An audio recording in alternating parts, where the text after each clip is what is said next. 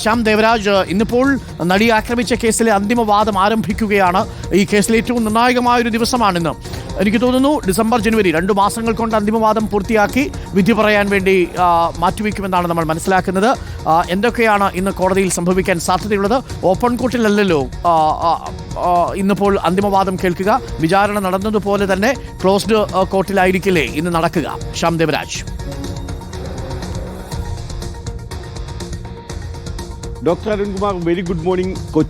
കൊച്ചിയിൽ നടിയെ ആക്രമിച്ച കേസിലെ ഏറ്റവും സുപ്രധാനമായ ദിവസമാണെന്ന് ഡോക്ടർ അരുൺകുമാർ സൂചിപ്പിച്ചത് തന്നെയാണ്. അതിൽ 297/2017 നെടുമ്പാശ്ശേരി PS എന്ന ക്രൈമിലെ വിചാരണയാണ്. അതായത് കൊച്ചിയിൽ നടിയെ ആക്രമിച്ച കേസിന്റെ വിചാരണയുടെ അന്തിമമായ ഘട്ടമാണ് ഇന്ന് ആരംഭിക്കുന്നത്. അത് ഇന്ന് ആരംഭിക്കുമ്പോൾ ഇന്ന് അന്തിമമായ വാദമാണ് അതിൽ നടക്കുന്നത്. ഈ വിചാരണ എന്ന നടപടിക്രമങ്ങളുടെ അവസാന ഘട്ടമാണ്.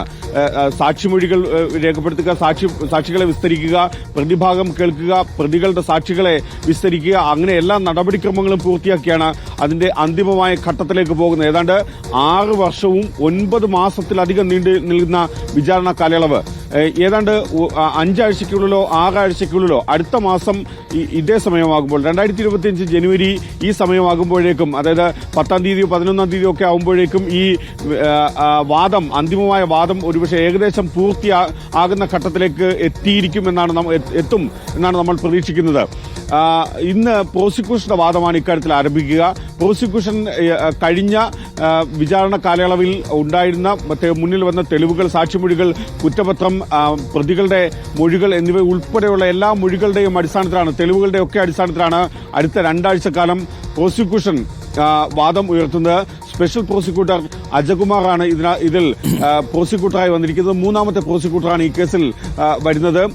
അതിനുശേഷമായിരിക്കും പ്രതിഭാഗത്തിന്റെ വാദം ആരംഭിക്കുക. മൊത്തം 9 പ്രതികളാണ് ഈ കേസിലുള്ളത്. നേരത്തെ 12 പ്രതികളുണ്ടായിരുന്നു. അതിൽ 2 പേരെ കുറ്റങ്ങളിൽ നിന്ന് ഒഴിവാക്കി. അത് സാധാരണ കുറ്റമായിരുന്നു. ആ കുറ്റങ്ങളിൽ നിന്ന് ഒഴിവാക്കി ഒരാളെ മാപ്പുസാക്ഷിയാക്കുകയും ചെയ്തു. മറ്റു 9 പ്രതികളാണ് വിചാരണ നേരിടുന്നത്. ആ 9 പ്രതികളുടെ കാര്യത്തിലാണ് അന്തിമമായ വാദം ഇന്ന് എറണാകുളം പ്രിൻസിപ്പൽ സെഷൻസ് കോടതിയിൽ ആരംഭിക്കുന്നതും.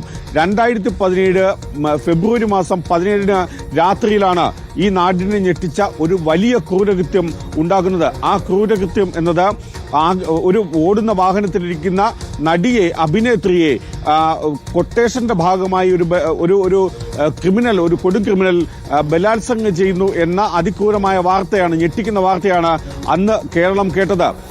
ഈ അതിജീവിത പിന്നീട് നടത്തിയ നിയമ പോരാട്ടങ്ങളുടെ ഒക്കെ ഭാഗമായാണ് ആ കേസിൽ പ്രത്യേക അന്വേഷണ സംഘം വരുന്നത്. അത് ക്രൈംബ്രാഞ്ചിനെ ഏൽപ്പിക്കുന്നത്, അതിൽ സുദീർഘമായ അന്വേഷണം നടത്തുന്നത്, കുറ്റപത്രം നൽകുന്നത്, പിന്നീട് അത് വിചാരണയിലേക്ക് പോകുന്നതൊക്കെ 2018 മാർച്ച് മാസം 8-ാം തീയതിയാണ് ഇതിന്റെ വിചാരണ നടപടികൾ എറണാകുളം പ്രിൻസിപ്പൽ സെഷൻസ് കോടതിയിൽ ആരംഭിക്കുന്നത്. അങ്ങനെ ഒരു വിചാരണ ആരംഭിക്കുമ്പോൾ അത് സാധാരണഗതിയിലുള്ളൊരു വിചാരണ നടപടികൾ മാത്രമായിരുന്നില്ല. അതിനപ്പുറത്തേക്ക് എപ്പോഴും കൊച്ചിയിൽ നടിയെ ആക്രമിച്ച കേസ് എപ്പോഴൊക്കെ സമൂഹത്തിന്റെ മുഖ്യധാരയിലേക്ക് വന്നിട്ടുണ്ടോ അതുപോലെ തന്നെ നിരവധിയായ വിഷയങ്ങൾ നേരത്തെ റോഷിപ്പാൽ ചൂണ്ടിക്കാണിച്ചത് ഉൾപ്പെടെ ആ ശ്രീലേഖ സ്വന്തം യൂട്യൂബ് ചാനൽ വഴി പ്രതിയെ ന്യായീകരിക്കുന്നത്, പ്രതിപ്പട്ടികയിലുള്ള ഒരാളെ പോലീസിന്റെ ഭാഗത്ത് ഉണ്ടായിരുന്ന ഒരാൾ ന്യായീകരിക്കുന്ന പോലെ നിരവധിയായ സംഭവവികാസങ്ങൾ ഉണ്ടായിട്ടുണ്ട്. അതിൽ മറ്റൊന്നാണ് ഈ കേസിലെ ഏറ്റവും സുപ്രധാനമായ തെളിവായ മെമ്മറി കാർഡ് കോടതിയുടെ കസ്റ്റഡിയിലിരിക്കെ പരിശോധിച്ചത്. ആ വാർത്ത പുറത്തുവിട്ടത് റോഷിപാലാണ്, റിപ്പോർട്ടർ ടിവിയാണ്. അങ്ങനെ നിരവധിയായ സംഭവവികാസങ്ങൾക്കൊടുവിലാണ് ഈ കേസ്, കൊച്ചിയിൽ നടിയെ ആക്രമിച്ച കേസ്, അതിന്റെ അന്തിമമായ നിയമവിദ്യാർത്ഥികൾക്ക് ഒരുപാട് പഠിക്കാനുള്ള ഒരു കേസാണിത്. വാദങ്ങളും ആ അർത്ഥത്തിൽ വളരെ പ്രസക്തമേറിയതാണ്. കാരണം പ്രേക്ഷകർക്ക് അറിയാവുന്നതുപോലെ രാജ്യത്ത് ഇതാദ്യമായിട്ടാണ് ഒരു ബലാത്സംഗ കൊട്ടേഷൻ എന്നൊരു വാർത്ത കേട്ട് നമ്മൾ തരിച്ചു നിന്നത്. അതും സംസ്ഥാനത്തെ ഒരു നടൻ ഉൾപ്പെട്ട കേസാണ്. ആ നടൻ 8ാം പ്രതിയായിരിക്കുന്ന കേസാണ്, ദിലീപ്. അപ്പോൾ ഇതിൽ അതിജീവിതയുടെ വിവിധ ഘട്ടങ്ങളിലുള്ള പരാതികൾക്ക് വലിയ പ്രാധാന്യം കൽപ്പിച്ചിരുന്നില്ല. അതിൽ അവരുടെ സ്വകാര്യ ദൃശ്യങ്ങളടങ്ങിയ മെമ്മറി കാർഡ്, ഈ ബലാത്സംഗവുമായി ബന്ധപ്പെട്ട സ്വകാര്യ ദൃശ്യങ്ങളടങ്ങിയ മെമ്മറി കാർഡ് പലതവണ അനധികൃതമായി ആ ദൃശ്യങ്ങൾ പരിശോധിക്കപ്പെട്ടു എന്നുള്ളത് ഫോറൻസിക് പരിശോധനയിലൂടെ തെളിഞ്ഞതാണ്. കോടതിയെപ്പോലും സംശയം നിഴലിൽ നിർത്തത്തക്ക രീതിയിൽ, കോടതിയിലെ ചില ഉദ്യോഗസ്ഥരെ സംശയത്തിന് നിഴലിൽ നിർത്തത്തക്ക രീതിയിൽ ഈ കാര്യങ്ങൾ മാറിയിരുന്നു. അതൊക്കെ പ്രേക്ഷകർ കണ്ടതാണ്. അപ്പോൾ പ്രേക്ഷകർ പലരും പല അഭിപ്രായങ്ങൾ പറയുന്നത്, ഹനീൻ പറയുന്നു ഈ മെഡിക്കൽ കോളേജിൽ ആ ദൃശ്യങ്ങൾ കാണിച്ചു എന്നൊക്കെ നേരത്തെ ഈ ബാലചന്ദ്രൻ പറഞ്ഞിരുന്നല്ലോ എന്ന് ചോദിക്കുന്നത്. എവിടം വരെ എത്തി. ആ കാര്യത്തിലാണ് പ്രസിഡന്റിനടക്കം ഇപ്പോൾ അതിജീവിത പരാതി അയച്ചിരിക്കുന്നത്.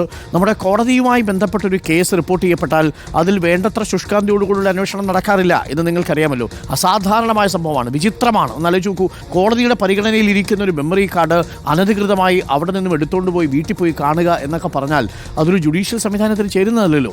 അതെന്തായാലും ആ കേസ് ആ വഴിക്ക് നിൽക്കുന്നു. മറ്റു പ്രധാനപ്പെട്ട വിഷയങ്ങളാണ് ഇന്നിപ്പോൾ എല്ലാ തെളിവുകളും പ്രോസിക്യൂഷൻ ശേഖരിച്ചു കഴിഞ്ഞിരിക്കുന്നു. അതിൻ്റെ അടിസ്ഥാനത്തിലാണ് ഇന്ന് വാദം തുടങ്ങുന്നത്. അന്തിമവാദമാണ് ഇന്ന് നടക്കുക.